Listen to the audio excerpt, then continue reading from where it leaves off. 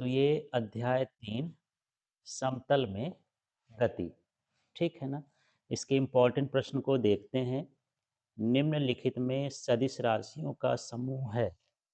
तो इसमें जो ऑप्शन दिए हैं उसमें है त्वरण, क्षेत्रफल और संवेग, ठीक है?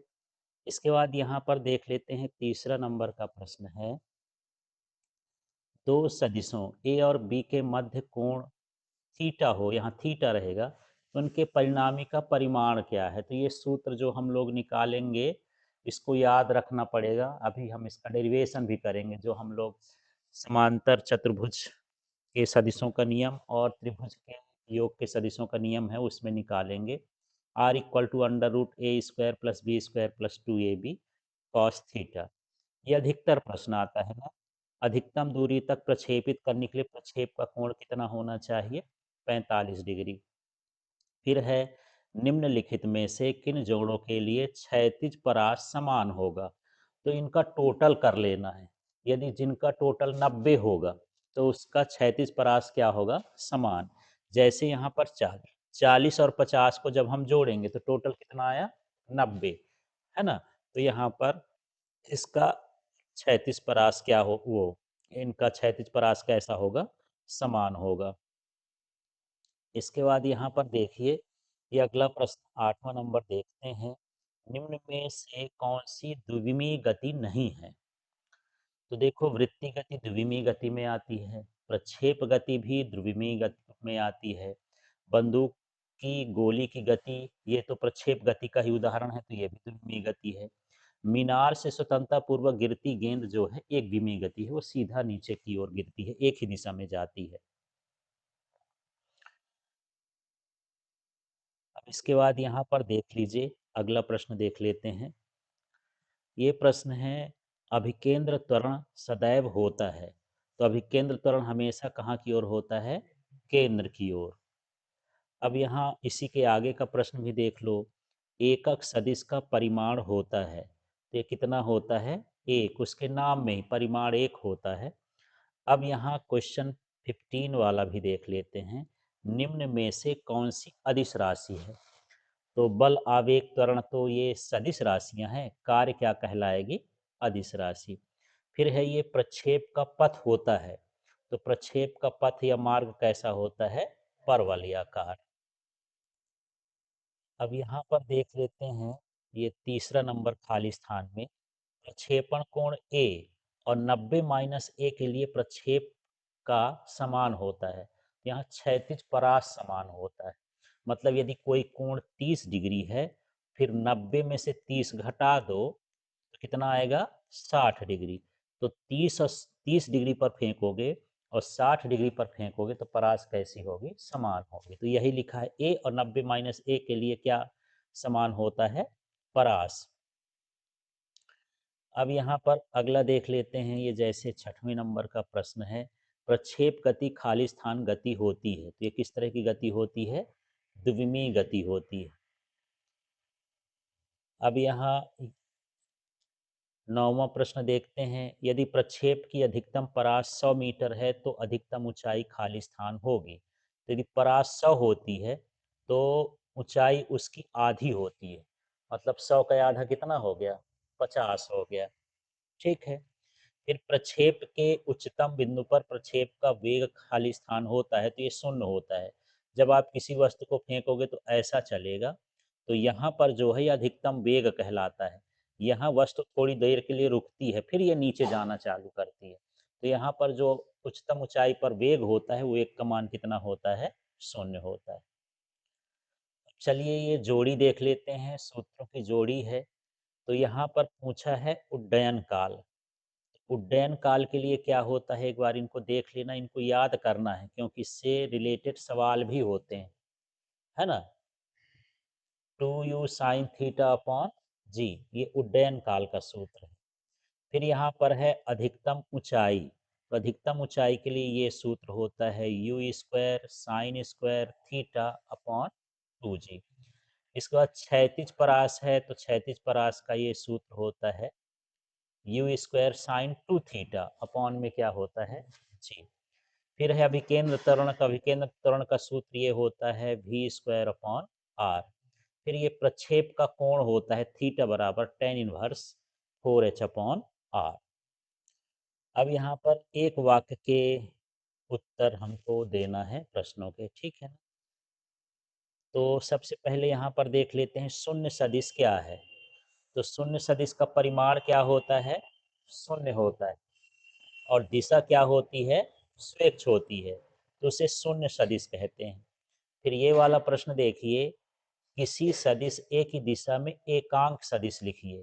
तो जैसे ये एकांक सदिश है तो यहाँ लिख दिए ए का कैप, है ना, और ऊपर लिखेंगे ए वेक्टर और नीचे लिखेंगे मॉड ए वेक्टर। ये कोई भी सदिश हो, एकांक सदिश ऐसे दर्शाते हैं। मान लो मैं पूछ दिया कि बी का एकांक सदिश बताओ, बी सदिश का, है ना, तो इसके लिए बी के लिए क्या करेंगे, कैप लगाएंगे। फिर यहाँ क्या लिख देंगे, बी का वेक्टर, और यहाँ बी के वेक्टर का मॉड, तो ये एकांक सदिश कहला जाएगा। ठीक है। फिर ये 5वें नंबर का प्रश्न देख लेते हैं। अक्षों एक्स वाई जेड के अनुदिश एकांक सदिश लिखिए। तो x का एकांक सदिश क्या कहलाता है, i, y का क्या है, j, और z का क्या है, k। बस इतना जानना है, हिंदी चाहे जैसा लिख दो। ठीक है, इनका ये क्या कहलाया, एकांक सदिश कहला गया। इसके बाद यहाँ पर अगला प्रश्न देखते हैं। ये प्रश्न है, एक खिलाड़ी गेंद को क्षैतिज से किस झुकाव पर फेंके कि अधिकतम दूरी तक वो जाए। अधिकतम दूरी माने परास होता है, तो कितने कोण पर फेंकना चाहे उसको, 45 डिग्री पर। फिर इस प्रश्न को भी देखिए, 5 किलोग्राम की एक वस्तु है, 10 किलोग्राम की वस्तु है, माने दो गोले हैं, समान वेग से एक ही दिशा में फेंके जाते हैं। कौन सा गोला पृथ्वी से पहले टकराएगा, है ना। तो गुरुत्वीय त्वरण समान रूप से लगता है, वस्तु के द्रव्यमान पर निर्भर नहीं करता है, तो दोनों कैसे होंगे, एक साथ टकराएंगे, है ना। तो एक एक नंबर वाले प्रश्न का हम देखें ये फॉर्मेट। अब ये नहीं समझना है कि जो प्रश्न खाली स्थान में है तो खाली स्थान में आएगा, वो सत्य सत्य में, विकल्प में, किसी फॉर्मेट में आ सकता है, बस आपको समझना है। अब यदि पूरे क्वेश्चन है तो ये मेरे ऐप में भी पड़े हैं, पूरे क्वेश्चन देख सकते हैं उसमें डाउनलोड करके। यहाँ पर क्या है, फिर 2 अंक के प्रश्न के लिए अक्सर आने वाला इंपॉर्टेंट प्रश्न है, प्रक्षेप गति किसे कहते हैं, इसके उदाहरण लिखिए, है ना।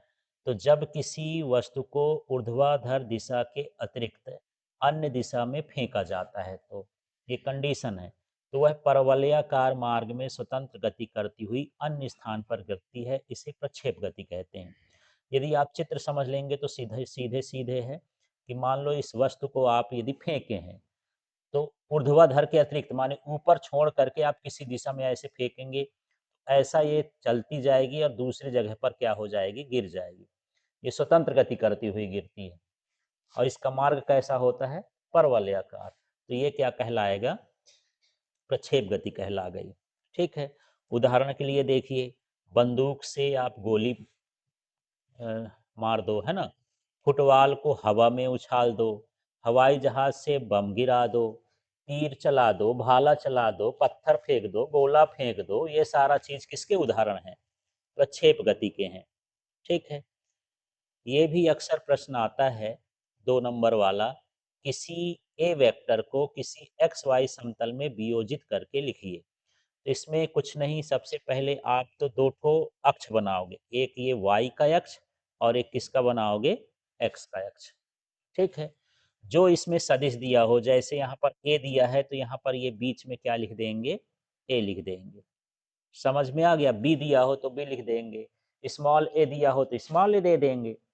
या ये दे दिया कि सदिशों के आयताकार वियोजन को समझाइए, अब उसमें ए बी एक्स वाई कुछ नहीं दिया, तब भी यही करना है, सदिशों का आयताकार वियोजन भी अपने से मान लेंगे कि माना ए है और इस तरह से है, तो ए का एक टुकड़ा इधर एक्स की दिशा में होगा तो ए एक्स लिखेंगे और इसकी दिशा क्या हो जाएगी, आई, है ना, और वाई दिशा की ओर क्या लिख देंगे, ए वाई, और इसकी दिशा क्या हो जाएगी, जे, और यहाँ पर थीटा लिख देंगे। ठीक। तो इस तरह से तो चित्र बनाएंगे। अब यहाँ पर लिखेंगे, माना कोई सदिश ए एक्स वाई समतल में स्थित है, जिसे दो परस्पर लंबवत घटकों में वियोजित किया गया है। तो जैसे ये ए है, इसके कितने टुकड़े हम कर दिए, दो। ए और दोनों एक दूसरे के कैसे हैं, लंबवत हैं, है ना। इन दोनों के बीच का कोण, एक्स और वाई के बीच का कोण कितना होगा ना, तो ये लंबवत घटक कहलाते हैं। ठीक है। अब यदि ए अक्ष के साथ थीटा कोण बनाए तो क्षैतिज घटक ए अक्ष का मान क्या होता है, ए कॉस थीटा, और ए वाई का मान क्या होता है, ए साइन थीटा। ठीक है। तो यहाँ पर दो तरह का प्रश्न आपको समझना है कि सदिशों के आयताकार वियोजन को समझाइए, तब भी यही करना है। और जैसे ये लिख दिया है कि कोई समतल है, वो कोई सदिश है, उसके क्या करना है, एक्स वाई समतल में वियोजित करना है। ठीक है, तब भी यही कर देना है। तो प्रश्न को अच्छे से समझ लेना। फिर ये भी प्रश्न आता है, एकांक सदिश किसे कहते हैं, आई जे के क्या है ना। तो यहाँ पर देख लेना है, वह सदिश जिसका परिमाण एक और दिशा दिए गए सदिश के अनुदिश हो, उसे क्या कहते हैं, एकांक सदिश। जैसे आई जे के हैं तो ये एक्स वाई जेड अक्ष के क्या हैं, एकांक सदिश हैं। इस प्रश्न को देखते हैं। प्रश्न है, वृत्तीय गति के लिए आवर्तकाल और आवृत्ति की परिभाषा व संबंध लिखिए, है ना। ये भी प्रश्न आया करता है अधिकतर। तो वृत्तीय गति में किसी पिंड द्वारा एक चक्र पूरा करने में लगा समय क्या कहलाता है, आवर्तकाल। ठीक है। वृत्तीय गति का है तो वृत्तीय गति लिख देंगे, दोलन गति है तो दोलन लिख देंगे। कोई भी ऐसी गति होगी जो बार बार उसी मार्ग में उतने ही समय में चक्कर लगाती है तो वृत्तीय गति कहलाती है, या आवर्ती गति कहलाती है। वृत्तीय गति में किसी पिंड द्वारा एक सेकंड में चक्रों की संख्या को क्या कहा जाता है, आवृत्ति। अब यहाँ पर इन दोनों में संबंध देखो, एक चक्र में लगा समय कितना होता है, टी सेकेंड। एक सेकंड में लगे चक्रों की संख्या क्या हो जाएगी, 1/t। तो एक सेकंड में चक्रों की संख्या को आवृत्ति कहते हैं, तो उसको न्यू से दर्शा दिया, और ये न्यू बराबर 1/t। ये इस तरह से संबंध हो गया। माने आवृत्ति आवर्त काल के व्युत्क्रम होती है। आवर्त काल ज्यादा होगा तो आवृत्ति कैसी होगी, कम होगी। ठीक है। ये 7वां नंबर का प्रश्न देखना ना, उन उन्नयनों के लिए जिनके मान 45 डिग्री से अधिक या कम होते हैं, उनके क्षैतिज परास बराबर होते हैं, इस कथन को सिद्ध करिए। यहाँ परास की बात होती है, तो समान परास के लिए कौन कौन से कोण होते हैं, देखो, या तो थीटा, और या क्या होता है, 90 माइनस थीटा। दो कोण होते हैं जिसमें परास समान होती है। मान लो यहाँ थीटा का मान 40 है, तो दूसरा मान कितना होना चाहिए, 90 - 40 माने कितना, 50। ठीक है। तो परास का सूत्र देखो, पहली परास यदि मान लो थीटा कोण मान लिए, कितना कोण मान लिए हैं, थीटा। तो सूत्र है R1 बराबर u square sine 2 theta upon g. ये तो परास का सूत्र है। ये किसका सूत्र है, परास का। ठीक है। अब दूसरा देख लेते हैं, यू स्क्वायर साइन 2 लिखा है, यहाँ थीटा की जगह क्या लिख दिए हैं, 90 माइनस थीटा। अगले स्टेप में देखो, ये 2 का गुणा 90 से होगा और किससे होगा, थीटा से। ये हो जाएगा 180 माइनस 2 थीटा, और साइन 180 माइनस 2 थीटा का मान क्या होगा, साइन 2 थीटा ही हो जाएगा। तो वही का वही आ गया। ये दोनों का सूत्र कैसा है, एक ही है। यदि हम थीटा लेंगे तब भी वही आता है, और 90 माइनस थीटा लेंगे तब भी वही आता है। माने जो R1 का मान है और R2 का मान है, दोनों मान क्या हैं, बराबर हैं। इसका मतलब यही है कि जो क्षैतिज परास होती है दो कोणों के लिए कैसी होती है, समान होती है।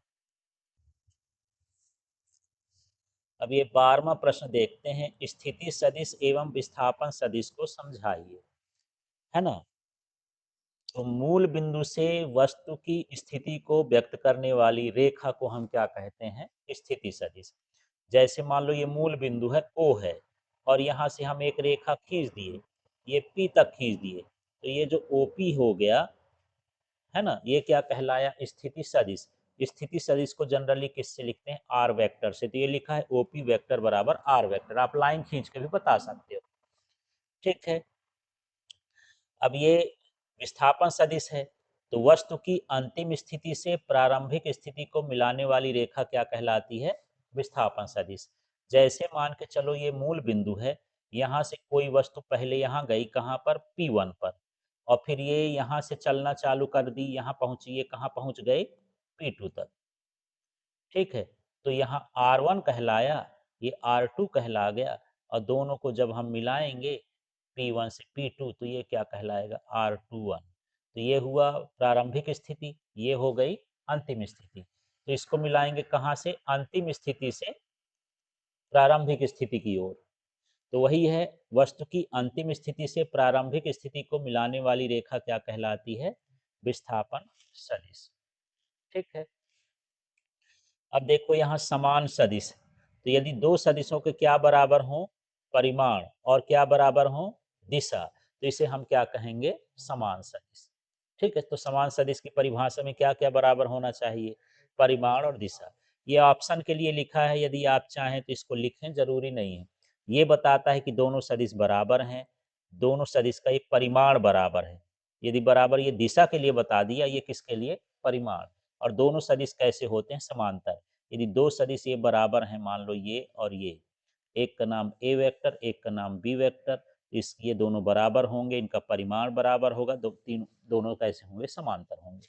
ये शर्तें होती हैं।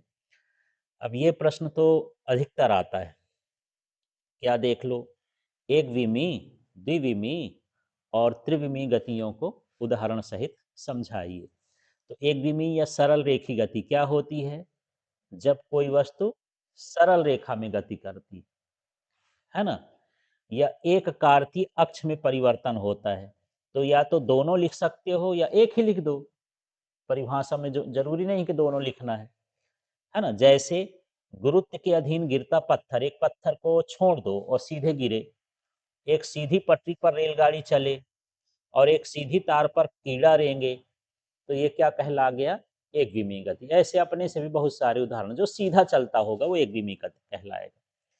द्विविमी गति को देख तो, जब कोई वस्तु कहाँ चलती हो, समतल में, या गति के दो कार्तीय अक्ष में परिवर्तन होता हो। तो ये लाइन आपको याद हो तो लिखना है, नहीं याद हो तो नहीं लिखना है, केवल समतल भर याद रख लेना है ना। जैसे वृत्ति गति होती है, प्रक्षेप गति होती है, कैरम बोर्ड में जो गोटियां होती हैं वो गति, कोई कीड़ा है दीवार पर रेंग रहा है तो वो गति क्या कहलाएगी, द्विविमी गति कहला जाएगी।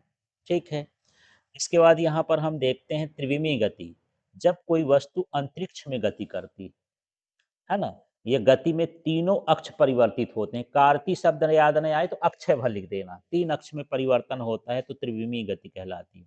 जैसे हवाई जहाज का उड़ना, चिड़िया का उड़ना, कीड़े का उड़ना, पतंग का उड़ना, सब उड़ना उड़ाना है तो वो क्या कहलाएगा, त्रिविमी गति कहला जाएगी, है ना। सिद्ध करिए कि लॉन रोलर को धकेलने की बजाय खींचना आसान होता है। तो इसके लिए सबसे पहले ये चित्र बना लेंगे। ठीक है, ये है धकेलना, हिंदी में ये पुशिंग लिखा है, ये क्या कहलाया, धकेलना। और ये वाला कंडीशन क्या है, खींचना। जब हम बल ऐसे लगाते हैं नीचे ना किसी चीज में तो धकेलना, और जब ऐसे हम लगाते हैं बाहर की ओर तो क्या हो गया, खींचना। तो जब हम यह बल लगाएंगे तो इसके दो घटक कर लेंगे, यहाँ से एक लाइन खींचेंगे, यहाँ से एक लाइन खींचेंगे, और ये थीटा, जिस साइड थीटा होता है कॉस लगाते हैं, बल है तो एफ कॉस थीटा, और यहाँ पर क्या बनेगा, एफ साइन थीटा। इसी तरह से देखो, इसमें बल तो इधर बाहर लग रहा है, तो इसके पुच्छ से हम दो लंब रेखा खींच देंगे, इधर और इधर, तो जो थीटा होगा उसमें होगा एफ कॉस थीटा, और इधर हो जाएगा एफ साइन थीटा। इस तरह से ये चित्र बन जाएगा। चित्र बनाने के बाद यहाँ लिखेंगे कि बल, एफ बल रोलर में लगाया जाता है, जिसे कितने घटकों में वियोजित किया जा सकता है, दो। कौन कौन से, क्षैतिज घटक एफ कॉस थीटा और लंबवत घटक एफ साइन थीटा। धकेलते समय जो एफ साइन थीटा है, इसको देखो, एफ साइन थीटा ये कहाँ लग रहा है, नीचे, और इसका भार भी कहाँ लगता है, नीचे। तो ये इसको क्या बना देता है, भारी, दो बल लग रहे हैं नीचे। अगली बार में देखो, ये एफ साइन थीटा कहाँ लगा है, ऊपर, और यहाँ पर जो इसका भार होगा वो कहाँ लगेगा, नीचे। तो जब हम खींचेंगे तो ये जो एफ साइन थीटा है उसको क्या बना देता है, हल्का। तो इसमें बल के दो टुकड़े हो गए, एफ कॉस थीटा उसको चलाने का काम करता है दोनों में, एफ साइन थीटा ये करता है कि हल्का करेगा कि भारी। तो जब हम धक्का देंगे तो ये लगेगा नीचे, तो भारी बना देगा, और एफ जब हम इसको खींचेंगे तो एफ साइन थीटा कहाँ लगेगा? ऊपर, तो उसको क्या बना देगा? हल्का। तो इस तरह से इसको करना है। चलो ये प्रश्न इम्पोर्टेंट है, जो 3 और 4 नंबर में पूछा जाता है। प्रक्षेप गति किसे कहते हैं? पृथ्वी सतह से क्षैतिज से किसी कोण पर फेंके गए प्रक्षेप के लिए उड्डयन काल, अधिकतम ऊंचाई और क्षैतिज परास के लिए सूत्र स्थापित करना है। ठीक है, तो ये बड़ा प्रश्न है। इस प्रश्न को देखते हैं। तो प्रक्षेप गति की परिभाषा तो ऊपर लिख चुके हैं, तो मैं इसको दोबारा नहीं बता रहा हूँ। केवल अपन व्यंजक से चालू करते हैं। तो एक इस तरह का हम चित्र बना लेंगे प्रक्षेप गति का। तो इस चित्र को देखो, तो ये यहाँ पर ये एक एक्स अक्ष वाला हो गया, ये क्या हो गया? वाई अक्ष वाला हो गया। ये वस्तु जब हम प्रक्षेप गति में करते हैं तो इस तरह का ग्राफ बनता है उसका। ठीक है, इसमें जो है ये इसका प्रारंभिक वेग क्या हो गया? यू। यू के दो घटक हो जाएंगे, यू साइन थीटा और यू कॉस थीटा। ये भी ध्यान रखना है कि एक यहाँ जो त्वरण का मान है ये माइनस जी है ए वाई का। जब ऊपर फेंकेंगे तो माइनस, वस्तु नीचे आती है तो क्या लगता है? प्लस। और इधर का जो त्वरण होता है ए एक्स का मान, ये क्या होता है? जीरो। बस इस चित्र में इतना लिख लिए हो तो अब सारा काम क्या हो जाएगा? सरल हो जाएगा। ये जो मान है ये यू एक्स का मान है। किसका मान है? यू एक्स का। और यू वाई का मान क्या हो जाएगा? You sine theta. चित्र समझ में आया? फिर से देखो, y में जो त्वरण का मान है ए वाई का मान कितना रहेगा? माइनस जी। और यू वाई का मान क्या रहेगा? You sine theta. ठीक है, इसी तरह से यहाँ देखो यू एक्स का क्या रहेगा? You cos theta. और ए एक्स का मान क्या रहेगा? जीरो। ठीक, तो अब चित्र के बारे में लिखना है। माना प्रक्षेप को ओ बिंदु से, ये ओ बिंदु है ना, तिर्यक दिशा में प्रारंभिक वेग किससे फेंकते हैं? यू से। प्रक्षेप का कोण कितना है? थीटा है। तो इस प्रारंभिक वेग को कितने घटकों में वियोजित किया जा सकता है? दो। तो चित्र में भी लिखा है, एक क्या है? यू कॉस थीटा, क्षैतिज दिशा में यू एक्स लिखे हैं, और ये यू वाई लिखा है यू साइन थीटा। ठीक है, अब हम क्या निकालेंगे? उड्डयन काल। तो उड्डयन काल निकालने के लिए वस्तु कहाँ रहेगी? हवा में, यहाँ जाएगी ना। उड्डयन काल का मतलब ये है कि प्रारंभिक बिंदु से अंतिम बिंदु तक प्रक्षेप को पहुंचने में लगा समय, कितना समय लगता है। तो इसमें y का जो द्वितीय समीकरण होता है ना, y बराबर क्या होगा? आप लोग पढ़े होंगे सूत्र, ये s इक्वल टू क्या? You t plus half a t square. इस सूत्र को हम लगा रहे हैं। यस की जगह पर यहाँ क्या लिखा है? वाई। इसको ध्यान से देखते जाना, भी करके दिखाना है ना। ये एस की जगह पर क्या लिखेंगे? वाई। और ये यू वाई है तो यू वाई की जगह क्या हो जाएगा? देख लो, ये यू लिखा है, इसमें वाई लगा देना, ए में भी क्या लगा देना है? वाई। बस इतना है, बाकी सूत्र तो यही लग रहा है। अब मान रखते हैं, तो y का मान क्या रहेगा? जीरो, क्योंकि वस्तु को जब आप फेंकोगे तो यहाँ से यहाँ पहुंच गई। x से चली और कहाँ पहुंच गई? x में, तो y का मान क्या हो गया? जीरो। फिर देखो यू आई का मान क्या था? यू साइन थीटा, तो लिख दिए। स्मॉल टी को क्या लिख देंगे? Capital T. एक बटे दो लिख दिए हैं, ए वाई लिख दिए हैं। ए वाई का मान कितना होता है? माइनस जी, इसलिए ऊपर प्लस लगा था तो नीचे माइनस हो गया। टी स्क्वायर है। अब यहाँ से इसको हल कर दोगे तो ये जो टी है इसका हम निकालेंगे, ऐसे समझ लो। ये हो जाएगा, यदि मैं एक स्टेप और लिख दूं, हाफ जी टी स्क्वायर बराबर यू साइन थीटा टी होगा। इसका यदि पक्षांतर कर लिया इधर, तो इधर पक्षांतर कर लोगे तो ऐसा हो जाएगा। ठीक है, इसमें से एक टी ये कैंसिल हो गया। अब टी निकालना है तो क्या हो गया? Two u sine theta upon g. इस तरह से आ जाएगा। ठीक है, अब यहाँ क्षैतिज परास भी देख लेते हैं। तो परास माने ये है एक्स दिशा का, परास माने ये वाला डंडा पता करना है ना। तो परास के लिए हम इसमें वही समीकरण लाएंगे, द्वितीय समीकरण। द्वितीय समीकरण का सूत्र क्या होता है बताओ तो? S equal to u t plus half a t square. बस एस की जगह एक्स, यहाँ भी एक्स, यहाँ भी एक्स, है ना। बस, तो अब इसमें मान रख दें। तो परास को किससे दर्शाते हैं? आर से। तो एक्स का मान क्या लिख लिए? आर। यू एक्स का मान क्या है, यू कॉस थीटा। फिर यहाँ पर देखो प्लस ए एक्स टी स्क्वायर लिखा है, तो उसको मैं लिखे नहीं, यू एक्स टी लिखा है तो टी का मान देखो ये है 2u साइन थीटा अपॉन जी। जो समय लगा है, पीछे ऊपर ये सूत्र निकला है ना, ये टी का मान बन जाएगा। अब ये वाला मान लिखा हूं क्या, मैं प्लस लगाया हूं, इसलिए कि ए एक्स का मान कितना है, शून्य है, तो अपने आप उधर शून्य होगा, उसको लिखने की जरूरत नहीं। ठीक है, ज्यादा हो तो प्लस शून्य यहाँ पर खूब मन पड़े कि नहीं यार कहाँ गया, तो प्लस शून्य लिख देना। ठीक है, अब आगे के स्टेप में देखो, यहाँ पर एक स्टेप यहाँ पर मैं और कर देता हूँ, आर बराबर यू का स्क्वायर हो जाएगा। देखो यू कितनी बार है, ये और ये है, यू स्क्वायर है 2 बार। अब मैं इसको लिख देता हूँ 2 sine theta into cos theta upon में क्या लिख दिया, जी। ऐसे हो जाएगा। अब ये जो सूत्र होता है ये वाला, ये मिलके बन जाता है साइन 2 थीटा। ये सूत्र होता है त्रिकोणमिति में, है ना। तो यहाँ यू स्क्वायर की जगह यू स्क्वायर लिखा है, इसको हटा करके क्या लिख दिए हैं, साइन 2 थीटा अपॉन में जी, ये इसका आर हो गया। ठीक, इसके बाद यहाँ पर अधिकतम ऊंचाई देखते हैं। तो अधिकतम ऊंचाई के लिए फिर से हम गति का कौन सा समीकरण लगाएंगे, दूसरा ही। पर y की ऊंचाई है तो y की दिशा में लगाएंगे। ठीक है, अधिकतम ऊंचाई का मतलब ये है कि प्रक्षेप को यहाँ फेंको तो ये यहाँ तक पहुंचा, तो ये इसकी क्या कहला गई, अधिकतम ऊंचाई। अब गिरेगा तो वो फिर नहीं, यहाँ तक अधिकतम ऊंचाई तक। ठीक है, यहाँ पर फिर से समीकरण y वाला लिखेंगे ना, तो y को क्या मान लेंगे हम, h, small h, capital H, h max, जैसा भी लिखना हो लिख सकते हो, कोई जरूरी नहीं मैक्स लगाना है, h लिखना है। ऊंचाई को क्या लिख देंगे, h। तो y की जगह हमको क्या लिखना है, h। यू आई का मान कितना है, यू साइन थीटा। और t का मान जो हम निकालेंगे, तो अभी हम निकाले थे ये 2u साइन थीटा अपॉन जी निकाले थे ना, ये वाला मान। पर हम इसको आधा क्यों कर दिए, क्योंकि हम यहाँ पर आधी दूरी का ले रहे हैं, समय तो पूरा यहाँ से यहाँ तक का था। ठीक है, लेकिन हमको केवल यहाँ तक का समय चाहिए, इसलिए आधा समय लगेगा। तो टी अपॉन क्या कर दिए हैं, 2, तो इसमें से 2 हट गया, मतलब टी की जगह पर क्या लिखोगे, यू साइन थीटा जी।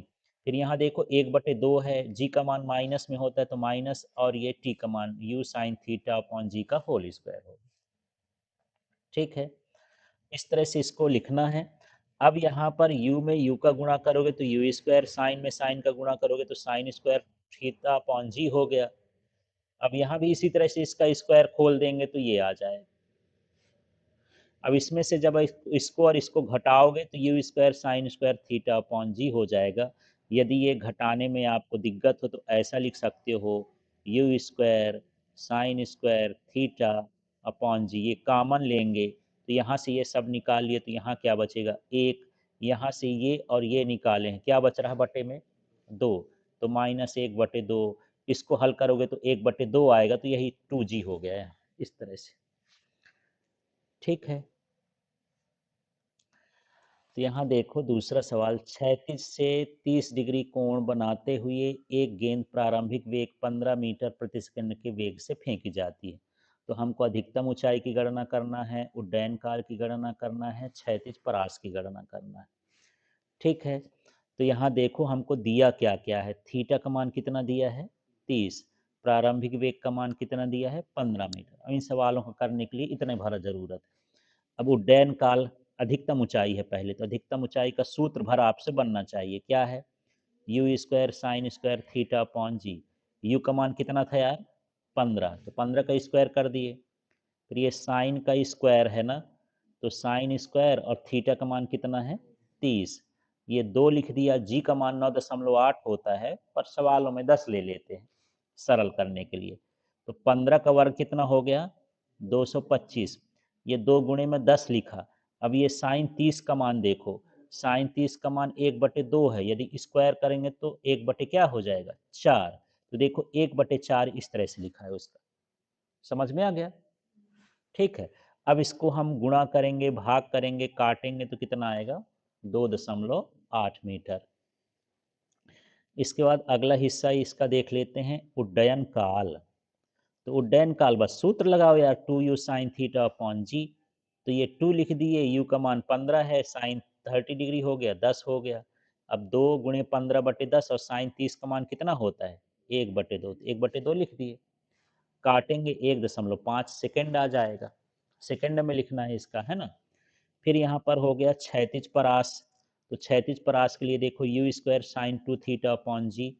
तो यहाँ u का मान 15 के स्क्वायर साइन 2 थीटा अपॉन ये हो गया। तो 2 का गुणा 30 में करेंगे, इस बार स्क्वायर नहीं है, गुणा यहाँ है। तो 2 का गुणा करोगे तो कितना हो जाएगा, 60। अब 15 15 का गुणा किया, 225 आया, 2 हुआ। अब साइन 60 का मान होता है √3/2। इसको लिखेंगे। अब √3 का मान भी 1.732 होता है। इसको हल करेंगे तो 19.4 मीटर इसकी परास आ जाएगी। यहाँ चौथा प्रश्न देख लेते हैं। सिद्ध कीजिए कि मूल बिंदु से थीटा कोण पर फेंके गए प्रक्षेप के लिए प्रक्षेप कोण का मान थीटा बराबर tan इनवर्स 4h/r होगा, जहां प्रयुक्त प्रतीकों का अर्थ सामान्य है। कभी कभी ये छोटा क्वेश्चन भी दे देता है कि प्रक्षेप कोण के लिए व्यंजक स्थापित करिए, है ना। यह सीधा कर दिया कि थीटा बराबर tan इनवर्स 4h/r सिद्ध करिए। तो इसमें कुछ नहीं है, एक बार आपको परास का सूत्र लिखना है, एक बार ऊंचाई का सूत्र लिखना है ना, और दोनों को भाग कर देना है। तो देखो, पहले हम क्या लिख लिए, अधिकतम ऊंचाई। सूत्र क्या था, h बराबर u square sine square theta upon g. ये सूत्र आप रट डालना इसकी, है ना, इसी से सवाल होंगे, इसी से ये भी है। क्षैतिज परास देखो, ये सूत्र क्या है, देखो तो u square sine 2 theta upon g. आगे में क्या कर दिया हूँ, ये स्क्वायर लिखा, साइन 2 थीटा का मान ये होता है 2 sine theta into cos theta upon g. ये हमारा दूसरा समीकरण हो गया। अब हम क्या करेंगे, समीकरण 1 में समीकरण 2 का भाग कर रहे हैं। तो भाग करने का तरीका क्या है, इधर देखो बराबर की इधर क्या लिखा है इसमें, h। तो ये मैं h लिखा, बटे में बराबर की इधर क्या लिखा है, r। तो ये r लिख दिया। अब यहाँ पर ये लिख दिया u square sine square theta upon g, एक नंबर से लिखा। अब 2 नंबर का किसमें हम भाग दे रहे हैं, लेकिन लिख में क्या दिया हूँ, गुणा। तो जब गुणा लिखते हैं तो उल्टा ना कर देते हैं। जैसे मान लो 4/5 और भागे 3/7 है। अब ये हम ऐसा लिखना चाहें तो 4/5 गुणे 7/3, ऐसा उल्टा लिखते हैं। तो मैं इस वाले को, ये वाले को देखो, इस वाले को उल्टा लिख दिया। जी को कहाँ लिख दिया हूँ, ऊपर, और ऊपर वाला कहाँ लिख दिया हूँ, नीचे। तो गुणे में लिखोगे यदि तो उसको उल्टा करके लिख दोगे। अब इसमें काटने की कोशिश करते हैं। यू स्क्वायर किससे कट जाएगा, यू स्क्वायर से। ये जी से किससे कट गया, जी से। ये साइन 2 ठो था तो एक ठो साइन इससे कट गया ना। और ये 2 2 कितना हो गया, 4। अब मेरे पास क्या बच रहा है, साइन बटे कॉस। तो ये बचा साइन थीटा बटे कॉस थीटा, और 2 दूनी क्या बचा, 4। तो साइन थीटा कॉस थीटा क्या होता है, टेन थीटा। 4 का गुणा कर दोगे क्या हो जाएगा, देखो इस साइड गुणा कर दिए तो 4h/4 हो गया, आर हो गया। अब हमको थीटा चाहिए तो टेन को इधर भेजेंगे, तो थीटा बराबर क्या हो जाएगा, टेन इनवर्स 4h/r। यहाँ जल्दी समझ में नहीं आता, देखो 4h/r है बराबर कितना हो गया, टेन थीटा। मुझे थीटा निकालना है तो टेन का इधर पक्षांतर करूंगा, तो टेन जाएगा बटे में। अब बटे में नहीं लिखना है, ऊपर लिखना है, तो उसी में क्या लिख जाते हैं, टेन इनवर्स 4h/r। 4h/r तो पहले से लिखा है। ये इस तरह से ये सूत्र किसका हो गया, प्रक्षेप के कोण का। तो अगला प्रश्न देख लेते हैं, सदिशों के योग का त्रिभुज नियम लिखिए, इसके परिमाण व दिशा के लिए व्यंजक ज्ञात करिए। तो ये क्या है योग नियम, यदि दो सदिशों के परिमाण व दिशा को त्रिभुज की दो क्रमिक भुजाओं से व्यक्त किया जाए, तो विपरीत क्रम की तीसरी भुजा उनके परिणामी के परिमाण व दिशा को व्यक्त करती है। इसको याद करना है। ऐसे समझ लो, यदि दो सदिश हैं तो दो सदिश के परिमाण और दिशा, इसको पढ़ते हैं, दो चीज है इसमें, परिमाण और दिशा को त्रिभुज की कितनी भुजाओं से, दो क्रमिक भुजाओं से व्यक्त किया जाए। तो विपरीत क्रम की तीसरी भुजा, माने इसका तीर ऊपर लगेगा, तीसरी भुजा किसको बताती है, परिणामी के परिमाण व दिशा को बताती है। ये सूत्र होता है, माने ये परिभाषा इससे बना सकते हो। अब इसका व्यंजक निकालना है, तो मेरे पास ये तो है, जो मैं चित्र अभी बना लिया ना, इस तरह का चित्र है। इसको थोड़ा-सा बढ़ा के ऐसे कर लेना है कि ये समकोण त्रिभुज बन जाए ना। तो देखो, जिसमें थीटा लगा रहता है उसमें क्या होता है, कॉस थीटा। तो ये बी वाले का है तो बी कॉस थीटा, जो लंब है उसको हम क्या बोलेंगे, बी साइन थीटा। अब इसमें ज़्यादा ध्यान नहीं देना है, केवल आपको पाइथागोरस प्रमेय लगाना है ना? थोड़ा-सा लिख देंगे कि यहाँ OA बराबर क्या है, जैसे ए वेक्टर है ना, यहाँ वेक्टर लगा सकते हैं, यहाँ भी वेक्टर लगा सकते हैं। AB का मान कितना है, B वेक्टर है। इनके बीच का कोण क्या है, अल्फा है, ठीक है? और यहाँ पर ये लिख सकते हो कि OB बराबर कितना है, A प्लस B है, ON BN पर लंब डाला गया है, ये देखो, है ना?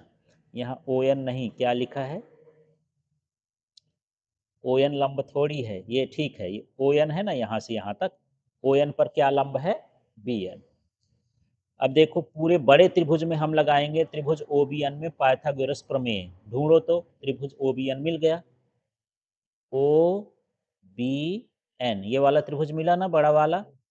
इसमें आप देखो तो कर्ण क्या है इसमें, OB, है ना? अभी केवल त्रिभुज को देख के लिखेंगे OB, और इसमें लंब क्या है, ON, नहीं, BN, और आधार क्या है, ON। तो यही सूत्र लगाए हैं, देखो OB स्क्वायर बराबर हो गया ON प्लस BN, माने OB square plus ON square plus BN, ठीक है? पाइथागोरस प्रमेय में पढ़े हो, कर्ण का वर्ग बराबर लंब का वर्ग धन आधार का वर्ग। अब इसमें OB स्क्वायर की जगह OB स्क्वायर लिखा है, यहाँ पर क्या लिखा है यार, ON। ON का मान देखो, अब चित्र में ON का मान देख लेते हैं, कहाँ है चित्र, अच्छा ज़्यादा चला गया, ये है ON का मान।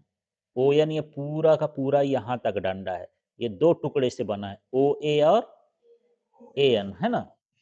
तो उसकी जगह पर हम क्या लिख देंगे, OA प्लस AN, है ना? अब इसका स्क्वायर है तो इसका स्क्वायर खोलेंगे, तो सूत्र होता है A प्लस बी का होल स्क्वायर, क्या होता है, ए स्क्वायर, तो ये एक OA का स्क्वायर हो गया, बी स्क्वायर माने AN का स्क्वायर हो गया, 2AB माने 2OA AN plus BN square, है ना? तो जो हमारे पास A प्लस बी का सूत्र होता है, वही सूत्र इस्तेमाल करेंगे, A square plus b square plus 2AB, है ना? बस OA की जगह हमारे पास, A की जगह OA है और B की जगह पर क्या है, AN है, ये सभी मान रख देंगे। अब चित्र देखोगे तो चित्र से मान रखते हैं, OB का मान R है, चित्र में देखो तो, है ना? ये OB का मान कितना है, R, तो उसकी जगह पर R रख दिए हैं। OA का मान कितना है, A, AN का मान कितना है, B cos थीटा, और BN का मान कितना है, B sin थीटा। अब चलते हैं इसमें, देख लो, तो यहाँ पर OA लिखा है तो क्या लिख दिए, A स्क्वायर, AN का मान कितना था, B cos थीटा, उसका स्क्वायर है तो स्क्वायर कर दिए, फिर ये 2 लिख दिए, फिर ये OA लिखा है तो OA का मान कितना हो गया, A, फिर ये AN लिखा है उसका मान कितना है, B cos थीटा, फिर ये BN है उसका मान कितना है था, B sin थीटा। अब यहाँ एक स्टेप थोड़ा डायरेक्ट हो गया है तो आप इसको समझो, ये मैं क्या लिखा हूँ, ए स्क्वायर। अब थोड़ा सा देखना, ये बी कॉस स्क्वायर थीटा और ये b sine square theta, b square sine square, यदि स्क्वायर हटाओगे तो स्क्वायर हो जाएगा। तो मैं यहाँ पर बी स्क्वायर लिखा हूँ, कॉस स्क्वायर साइन स्क्वायर नहीं लिखा।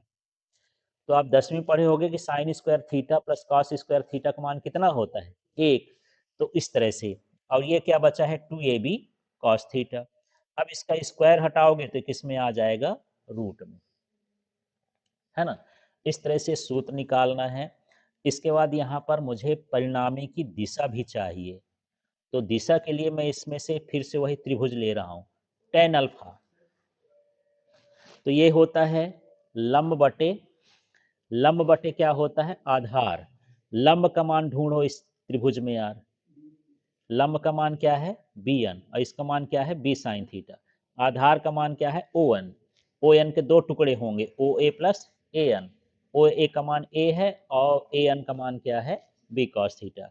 यही मान रख दिए, देखो पहले BN अपॉन ON, फिर ON का मान ये रख दिए, OA प्लस AN, फिर OA का मान A और AN का मान B cos थीटा। इस तरह से ये सूत्र है। तो इतना इस चैप्टर से आपको करना है